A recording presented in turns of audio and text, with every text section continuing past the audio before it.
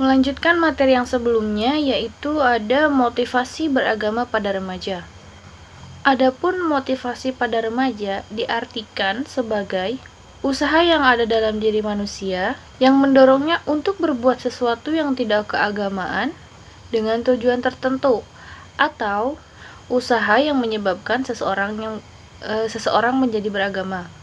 Menurut Nico Syukur Dister OFM yang dikutip oleh Sururin dalam buku Ilmu Jiwa Agama, menyatakan bahwa motivasi beragama terbagi menjadi 4, yaitu yang pertama, motivasi yang didorong oleh rasa keinginan untuk mengatasi frustasi yang ada dalam kehidupan, baik itu frustasi sosial, frustasi moral, maupun frustasi karena kematian. Yang kedua yaitu motivasi beragama karena didorong oleh keinginan untuk menjaga kesusilaan dan tata tertib masyarakat. Yang ketiga ada motivasi beragama karena didorong oleh keinginan untuk memuaskan rasa ingin tahu manusia. Yang keempat ada motivasi beragama karena ingin menjadikan agama sebagai sarana untuk mengatasi ketakutan. Nah, di sini motivasi beragama juga dapat dipengaruhi oleh beberapa teman-teman remajanya. Sebagai contoh, misalnya seorang agama mengikuti aktivitas dengan kelompok yang beragama, maka ia akan ikut dalam kegiatan kelompok tersebut. Namun, jika dia bersahabat dengan orang yang tidak peduli dengan agamanya, maka dia pun akan acuh terhadap kegiatan keagamaan. Dengan demikian dapat diartikan motivasi dalam diri remaja itu adalah bermacam-macam dan ada yang bersifat personal. Ada kalanya didorong oleh kebutuhan akan Tuhan sebagai pengendali emosional, ada kalanya karena takut atau perasaan bersalah atau berdosa karena didorong oleh teman-teman satu kelompoknya. Baik, melanjutkan dari materi yang sebelumnya, yaitu ada sikap-sikap beragama dalam remaja. Di sini ada 4 sikap beragama dalam remaja. Yang pertama yaitu percaya ikut-ikutan. Maksudnya di sini yaitu didikan yang dihasilkan dari orang tua atau lingkungan di sekitarnya sejak kecil. Nah, biasanya ini terjadi pada masa remaja awal atau pada usia 13-16 tahun. Nah, setelah itu mereka akan mulai berpikir kritis sesuai dengan perkembangan psikisnya. Yang kedua yaitu percaya dengan kesadaran. Nah, semangat ini dimulai oleh mereka dengan melihat keadaan atau masalah-masalah yang terjadi, masalah-masalah keagamaan yang mereka miliki sejak kecil. Nah, mereka itu ingin membuat hal ini menjadi suatu lapangan baru untuk membuktikan pribadinya, karena mereka itu tidak ingin beragama dengan cara ikut-ikutan saja. Nah, biasanya hal ini terjadi pada usia remaja 17-18 tahun. Semangat agama dalam hal ini terbentuk menjadi 2, yaitu dalam bentuk positif dan dalam bentuk negatif. Dalam bentuk positif, mereka ingin melihat hal-hal yang lebih kritis. Jadi mereka tidak mau lagi menerima hal-hal yang tidak masuk akal. Sedangkan dalam bentuk negatif, yaitu kecenderungan mereka terhadap masalah atau pengaruh dari luar ke dalam masalah-masalah keagamaan. Nah, sikap-sikap beragama dalam remaja yang ketiga yaitu ada percaya tapi tidak ragu-ragu. Nah, dalam poin ini pun terbagi menjadi 2, yaitu yang pertama, keraguan yang disebabkan kegoncangan jiwa dan terjadinya proses perubahan dalam pribadinya.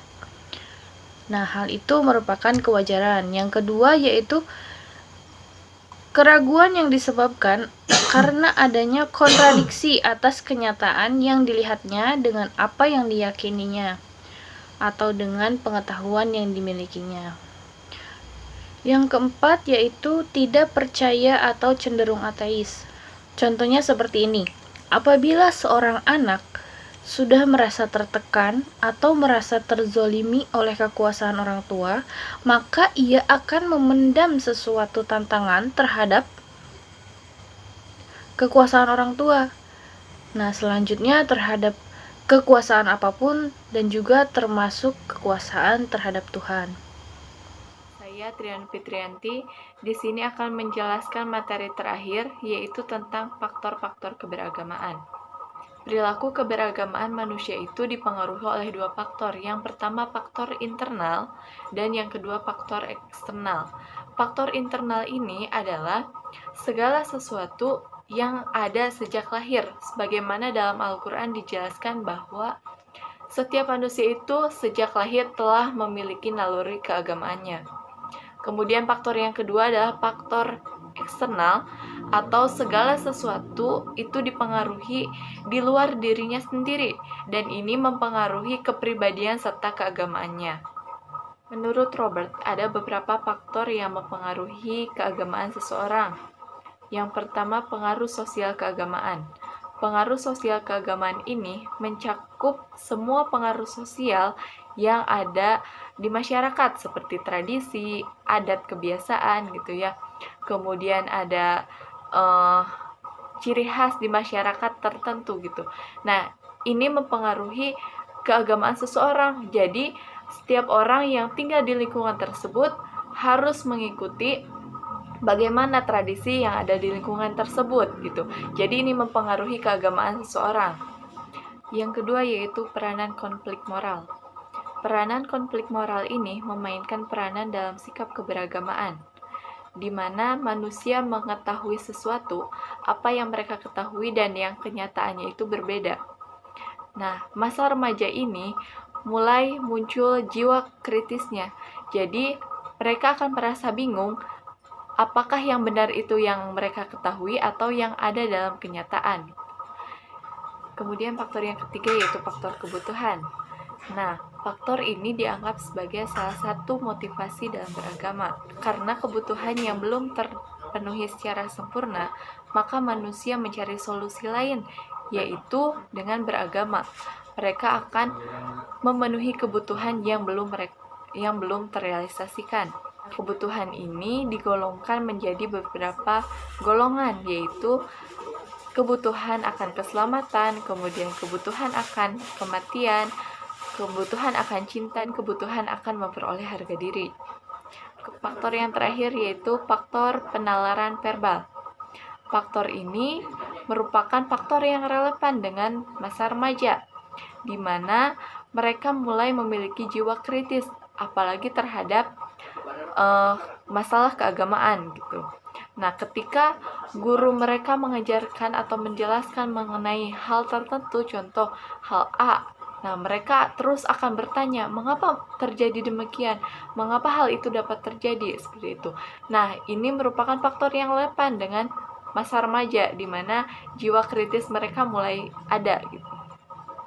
Nah, itu faktor-faktor yang mempengaruhi keberagamaan menurut Robert. Kemudian faktor-faktor eksternal yang dapat mempengaruhi keberagamaan seseorang, yaitu faktor lingkungan. Ada beberapa lingkungan yang dapat mempengaruhi keberagamaan. Yang pertama, faktor keluarga, di mana keluarga ini merupakan tempat pertama yang manusia itu belajar gitu, tempat pertama manusia belajar. Nah, ketika dari kecil, semasa kecil, manusia itu diajarkan tentang hal A. Nah, maka semasa dewasa juga, mulai dari remaja, dewasa, bahkan sampai tua, mereka akan terus mengingat gitu apa yang diajarkan oleh keluarga. Contoh, ketika keluarga mengajarkan A, maka mereka akan terus gitu melaksanakan pengajaran tersebut, pelajaran yang A tersebut gitu. Ini jadi keluarga merupakan faktor yang utama ya, yang dapat mempengaruhi keberagamaan seseorang. Kemudian yang kedua, faktor institusi atau faktor dari yayasan, contoh dari maupun itu formal atau tidak formal seperti sekolah, madrasah, dan lain sebagainya.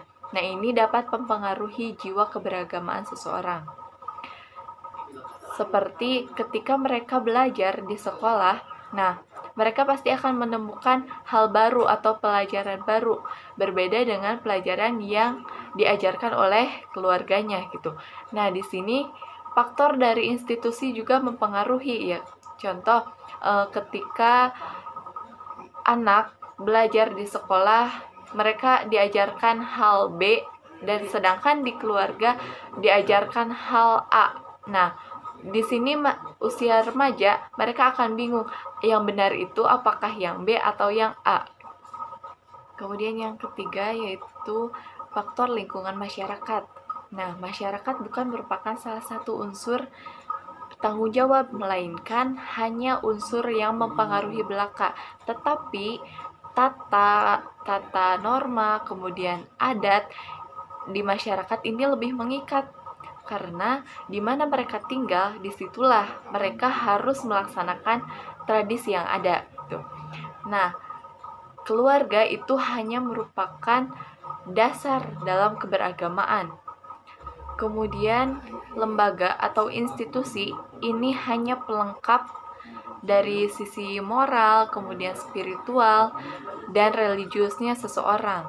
Nah, yang lebih mengikat atau lebih mempengaruhi ini dipengaruhi oleh lingkungan masyarakat. Lingkungan masyarakat ini lebih mengikat dari mulai tata cara berpikirnya, dari apa yang mereka lihat, itulah yang harus mereka tiru, harus mereka jalani, dan harus mereka kembangkan gitu. Meski pada akhirnya remaja masih menimbang gitu, apa yang mereka ketahui dengan apa yang mereka lihat itu mana yang benar gitu. Apakah yang benar itu yang mereka ketahui atau apa yang mereka lihat gitu. Jadi keluarga dan agama tidak dapat dipisahkan. Mereka menyatu karena mereka sama-sama saling mendukung untuk menjadikan kita sebagai manusia yang berkualitas. Kemudian dilengkapi oleh lingkungan institusi, yaitu melengkapi dari segi moral, spiritual, dan religiusnya. Kemudian, nah, yang lebih mempengaruhi yaitu lingkungan masyarakat. Karena di mana mereka tinggal, disitulah tradisi yang harus dijalankan gitu. Mereka sehari-harinya berada di lingkungan masyarakat, otomatis mereka melihat, kemudian meniru, dan mereka juga harus mengembangkan tradisi yang ada di masyarakat tersebut, seperti itu. Sekian materi yang dapat kami sampaikan mengenai agama pada masa remaja. Terima kasih. Wallahu muwaffiq ila aqwamit thoriq. Hasbunallahu wa ni'mal wakil. Wassalamualaikum warahmatullahi wabarakatuh.